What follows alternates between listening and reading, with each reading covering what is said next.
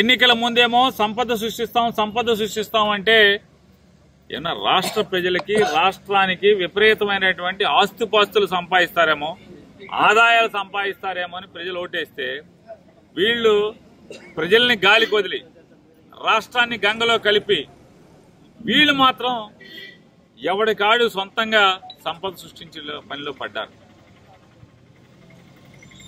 ఎంత బరితెగించారంటే సొంతంగా బ్రాందీ సారాన్ని తయారు చేసేటువంటి కార్యక్రమాల్లోకి సొంతంగా ఫ్యాక్టరీలు పెడతాం. ఆ ఫ్యాక్టరీల నుంచి ఫ్రాంచైజీలు, ఎమ్మెల్యేల వారీగా ఫ్రాంచైజీలు ఇవ్వటం, వాళ్ళకి సరుకు సప్లై చేయటం, లేదా కలిపినటువంటి బ్రాందీ సారాన్ని క్యాన్లలో పోసి పంపించి మీరు బాటిలింగ్ చేసుకోండి అని చెప్పి చెప్పటం. ఇవాళ ఆంధ్ర రాష్ట్రంలోనేటువంటి మద్యపాన ప్రియుల యొక్క అదృష్టం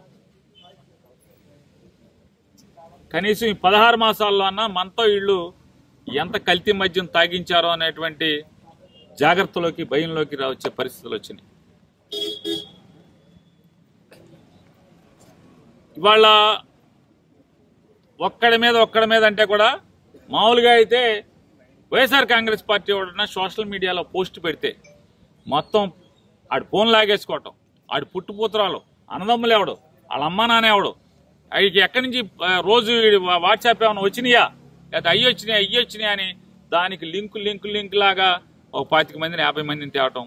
అదేదో మామూలుగా అంతర్జాతీయ నేరస్తుడిలాగా, ఓ టెర్రరిస్ట్ లాగా, లేదా బాంబులు పెట్టేవాళ్ళలాగా మొత్తం అందరినీ తెచ్చేయటం, జీబులు వేసుకుని వెళ్ళి 10 జీబులు వేసుకురావటం, వీళ్ళందరినీ తీసుకొచ్చి తప్పుడు కేసులు పెట్టి జైల్లో పెంచుతాం.